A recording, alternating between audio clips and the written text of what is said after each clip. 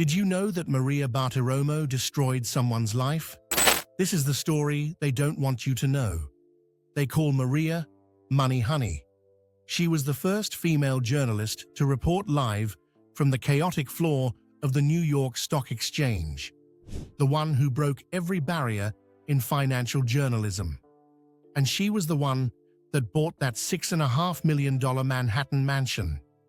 But before all of this, there was a scandal that nearly destroyed everything she'd built and completely destroyed someone else's life. Today, we're pulling back the curtain on the scandal as we explore the lavish life of Maria Bartiromo. In January 2007, Wall Street shook, and it's not because of a crazy deal, it was because of two people, Todd Thompson and Maria Bartiromo. Todd was 45 years old, perfectly tanned, and climbing the ladder at Citigroup as the head of their global wealth management division. His boss was Chuck Prince, the CEO trying desperately to dig Citigroup out of mounting financial troubles, but Thompson had other ideas. And no, it wasn't just about wealth management, as he role suggests. Thompson was spending company money like it was his personal allowance, like he was a kid going crazy at the candy shop. $5 million. That's how much he dropped on sponsoring a Sundance Channel television program. The hosts? Robert Redford and Maria Bartiromo, CNBC's Golden Girl. The woman everyone in financial journalism wanted to be or wanted to book. Thompson had also installed what insiders mockingly called the Todd Mahal, an opulent office complete with a wood-burning fireplace and a custom fish tank. But it wasn't the fireplace that got him fired. It was the private jet. In the fall of 2006, Thompson arranged for Maria to join him at a Citigroup-sponsored business conference in Asia. Nothing unusual there. Financial journalists attend these events all the time. She spoke at luncheons in Hong Kong and Shanghai, addressing Citigroup's elite private banking clients. Professional networking, source development, the kind of thing that makes sense on paper. Then came the flight home. According to multiple reports from the Wall Street Journal and other outlets, Thompson kicked other Citigroup executives off the return flight so he could fly back to the United States alone with Bartiromo on the company's corporate jet. Just the two of them. Crossing the Pacific on a flight that cost somewhere between $50,000 and potentially more, all funded by Citigroup shareholders. The whispers started immediately. People inside Citigroup began talking. Anonymous sources leaked to the press that Thompson had been warned months earlier to limit his contact with Bartiromo, to stop using company resources for what appeared to be personal interests, to draw a clear line between business relationships and whatever this was becoming. He ignored the warnings. On January 24, 2007, CEO Chuck Prince fired Todd Thompson. The official reason given was excessive spending and poor management, but everyone knew the real story.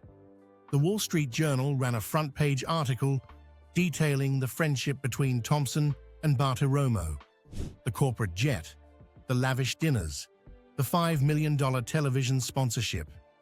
The media dubbed it Mariagate and the fallout. Disastrous, but with a twist. Both Thompson and Bartiromo denied any romantic involvement, vehemently and repeatedly. Thompson told reporters that his relationship with Bartiromo was completely appropriate. When pressed about affair rumors, he called such questions inappropriate. Maria maintained that everything she did was proper, purely professional, tied directly to her role at CNBC, giving the network exclusive access to top-tier executives. CNBC backed her publicly. Then NBC Universal CEO Jeff Zucker stated she had done nothing wrong. The network claimed they had approved and paid for each trip, even reimbursing Citigroup for the corporate flight. But the optics were terrible. The questions lingered. And here's where it gets interesting. Thompson lost everything. His career at Citigroup ended abruptly. His severance package was negotiated under a cloud of public humiliation. He told Businessweek there was a smear campaign against him, hinting at internal politics and a power struggle with Prince.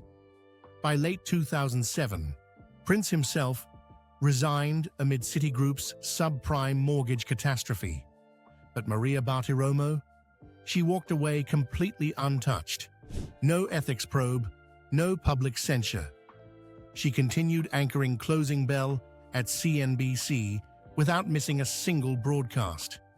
Her career didn't just survive Mariagate, it thrived, and within months, she and her husband, Jonathan Steinberg, went out and bought their dream home. In late 2007, the Upper East Side, Manhattan, had a new homeowner. While the Thompson scandal faded into tabloid history, Maria and Jonathan closed on a 5-story townhouse at 211 East 62nd Street, just east of 3rd Avenue. Purchase price, $6.5 million. This wasn't just a house, this was a statement. The townhouse spans 5,225 square feet of some of the most expensive real estate in America. 5 bedrooms, 5 full bathrooms, classic New York architecture with modern upgrades throughout. But here's what sets it apart from every other luxury property in Manhattan: the backyard. A private 39-foot-long garden in Manhattan on the Upper East Side. Do you understand how rare that is? Most Manhattan residents would kill for a fire escape with a potted plant. Maria and Jonathan had an actual oasis of green space in the heart of one of the most densely packed cities on Earth.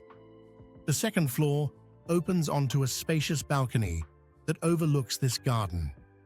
Imagine stepping out of your bedroom onto that balcony with your morning coffee, surrounded by trees and flowering plants, while the city hums around you.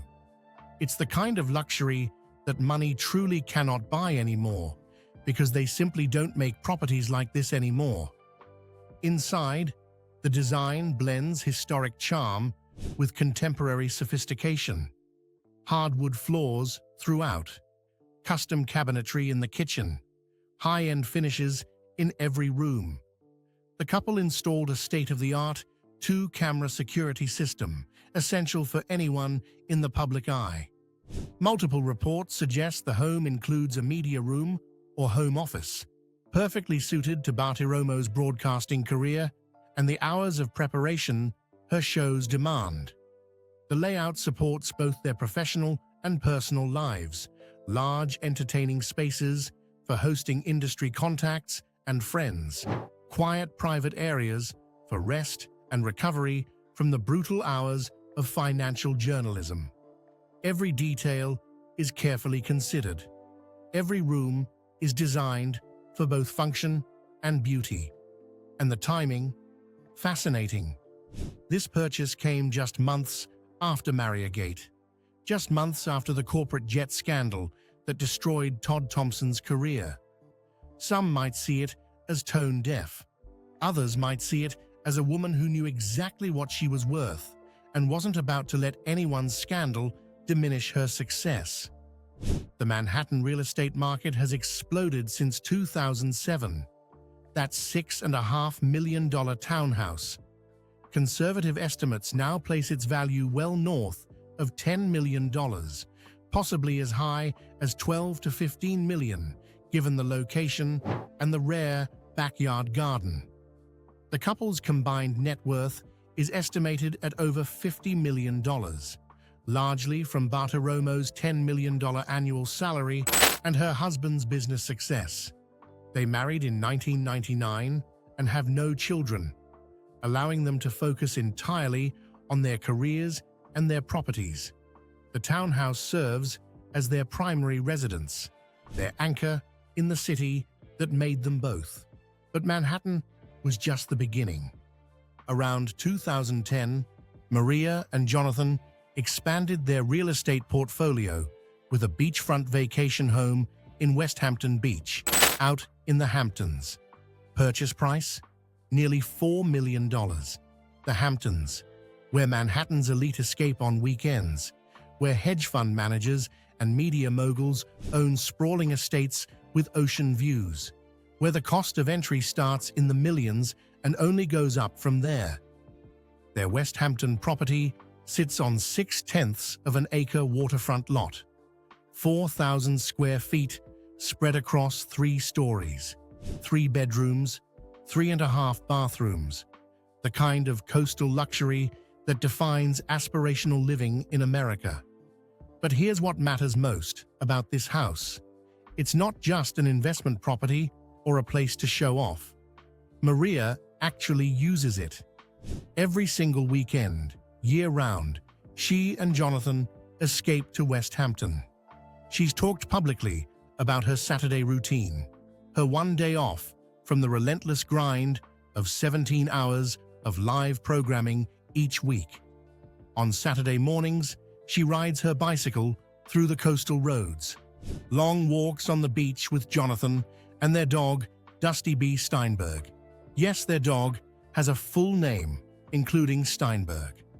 The simple pleasures of life away from the cameras and the chaos of financial markets.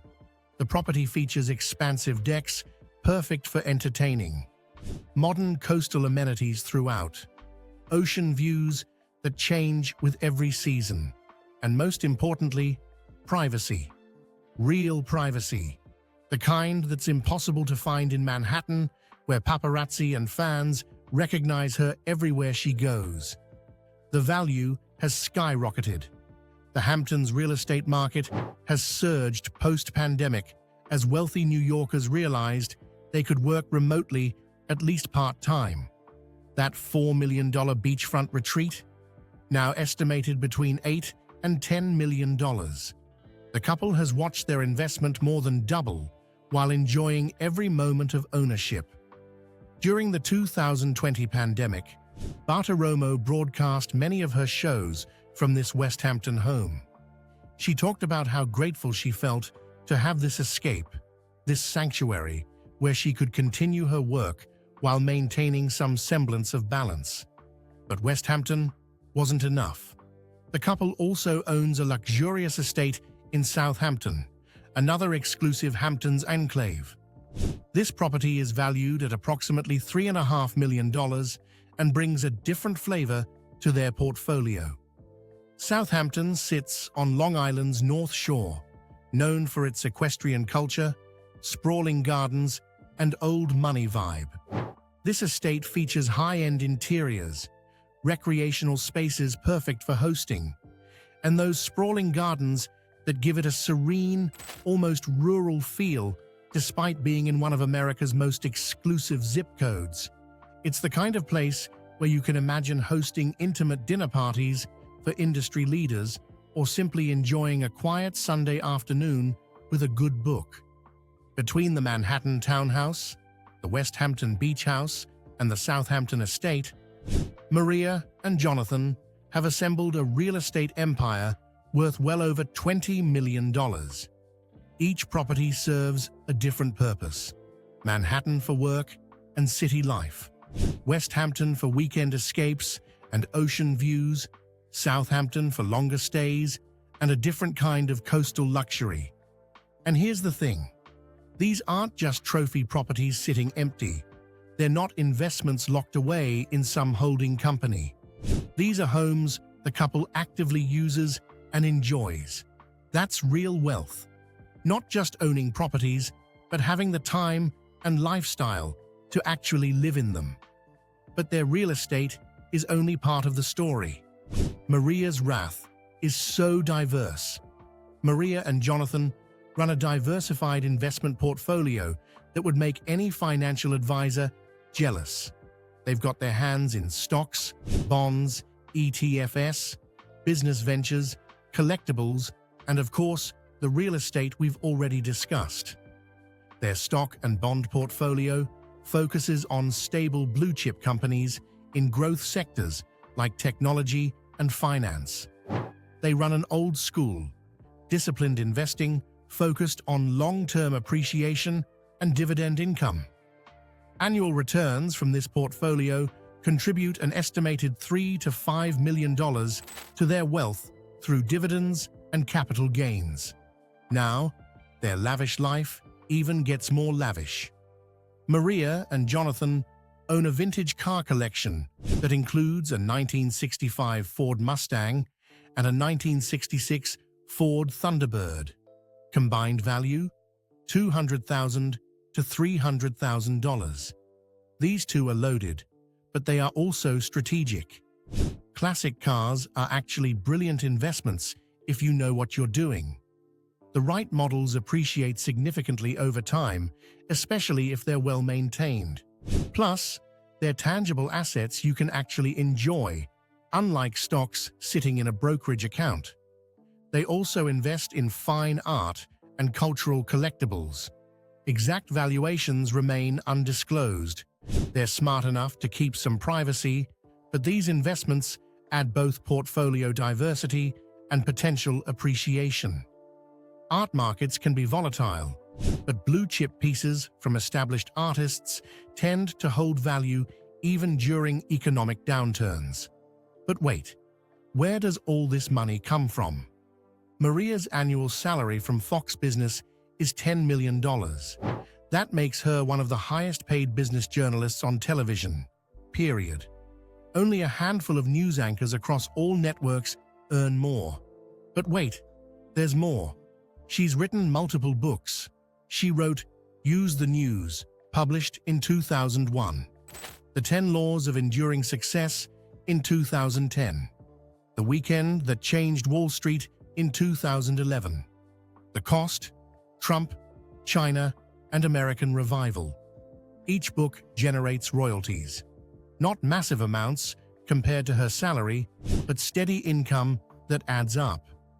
She also has speaking engagements, and they bring in between $250,000 and $420,000 annually. She's a sought-after speaker at financial conferences, corporate events, and universities. People pay big money to hear her insights on markets and media. Speaking of insights, she writes columns for publications like USA Today, adding more income streams, and also earned consulting fees from serving on corporate and non-profit boards. Conservative estimates place Maria's individual net worth between $50 and $65 million. That's generational wealth. That's legacy money. That's the kind of fortune that survives market crashes and economic downturns because it's properly diversified and professionally managed. But here's what makes her wealth even more impressive. She didn't inherit this money. Maria came from working-class Brooklyn. Her parents owned a restaurant. She worked as a coat check girl and got fired from a wedding dress shop for trying on dresses before putting them away. She earned every single dollar through relentless work ethic, strategic career moves, and absolute refusal to let scandals derail her ambitions. It is her ambition that pushed her to what she did in the late 1980s, around 1988 or 1989, when Maria landed an internship at CNN Business News. She started on the general news desk, just an intern trying to prove herself, but she worked harder than anyone else. She stayed late, volunteered for extra assignments, and made herself indispensable. CNN hired her as an executive producer and assignment editor. For 5 years, she worked behind the scenes, learning the craft of television journalism from the inside out. Her supervisor was Lou Dobbs, who later became her colleague at Fox Business. Dobbs taught her the business, mentored her, pushed her to be better. But Maria wanted more.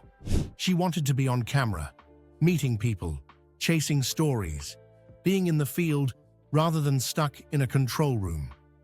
When Dobbs promoted her to senior producer, a job she didn't want, she begged him not to move her. He insisted it was the only path forward. so she reluctantly took the promotion and immediately started putting together a demo reel to send to other networks. That's hustle. That's ambition. That's someone who knows what they want and refuses to settle. In 1993, a call came, and it was CNBC. They hired Maria to replace analyst Roy Blumberg. The executive who brought her on? Roger Ailes, the legendary television producer who would later build Fox News into a ratings juggernaut. Ailes saw something special in Maria: raw talent, work ethic, camera presence, the ability to simplify complex financial concepts without dumbing them down. She started hosting and contributing to MarketWatch and Squawk Box, but the real breakthrough came in 1995. Maria Bartiromo became the first journalist ever to report live, daily, from the floor of the New York Stock Exchange. Think about what that meant. The NYSE floor was chaotic. Hundreds of burly traders shouting orders, pushing past each other, living and dying by every tick of the market. It was loud. It was physical. It was completely dominated by men. And here was this 5'5" woman from Brooklyn, straining her voice to be heard over the tumult, holding her own, delivering reports to camera while getting jostled by traders. Viewers could watch Bartiromo amid the chaos, her frame often pushed around by larger traders, but she never backed down. She owned that space. She earned the nickname Money Honey. Some people considered it sexist. Maria embraced it. She understood that in a male-dominated industry, she needed to stand out. And if a catchy nickname helped people remember her, so be it. Over the next 20 years at CNBC, Maria became one of the network's biggest stars. She hosted Closing Bell from 2002 to 2013. She anchored On the Money with Maria Bartiromo. She launched The Business of Innovation in 2007. She became known for landing exclusive interviews with the biggest names in business. CEOs competed to appear on her shows because they knew she had the audience that mattered. She won 2 Emmy Awards, one for outstanding coverage of breaking news during the 2008 financial crisis, another for her documentary Inside the Mind of Google. She was inducted into the Cable Hall of Fame, the first journalist ever to receive that honor. Her salary at CNBC peaked around $6 million annually. She was CNBC's highest-paid anchor. But by 2013, she felt trapped. So, in November 2013, she did something, and it shocked the financial media world. Maria Bartiromo was leaving CNBC for Fox Business Network. She'd been at CNBC for 20 years. She was their franchise player. Why would she leave? 3 reasons. The first was money. Fox offered her $10 million annually, a significant raise from the $4 to $6 million she was making at CNBC. CNBC tried to match, but fell short. When someone offers you 60% more money, you pay attention. It didn't end at financial reward. Fox also gave her a second thing, and that's visibility. Fox gave her a live Sunday morning show on Fox News Channel, which had vastly larger audiences than any business network. She'd spent 20 years building her reputation in financial media. Now she wanted to expand her brand beyond markets into politics, policy, and broader economic issues. NBC wasn't willing to create a slot for her. Meet the Press was taken. Fox rolled out the red carpet. Then lastly, Fox gave her creative control. At CNBC, she was frustrated by the format. Everything had to be short sound bites, rapid-fire segments, constant interruptions for commercials and market updates. She wanted to conduct longer, more substantive interviews. She wanted to explore topics in depth, rather than skimming the surface. Fox promised her that freedom. Roger Ailes, her old mentor from the 90s, personally recruited her. He promised to support her career development in ways CNBC never would. That relationship mattered. Ailes had made her a star once before. She trusted him to do it again. The move paid off immediately. Within 5 years, her shows were sometimes surpassing CNBC in viewership in her time slots. Her morning program, Mornings with Maria, became appointment viewing for anyone serious about markets. Her Sunday show, Sunday Morning Futures, became the highest-rated Sunday morning cable program, beating CNN and MSNBC competitors. She conducted exclusive interviews with President Donald Trump, corporate CEOs, Federal Reserve officials, and global economic leaders.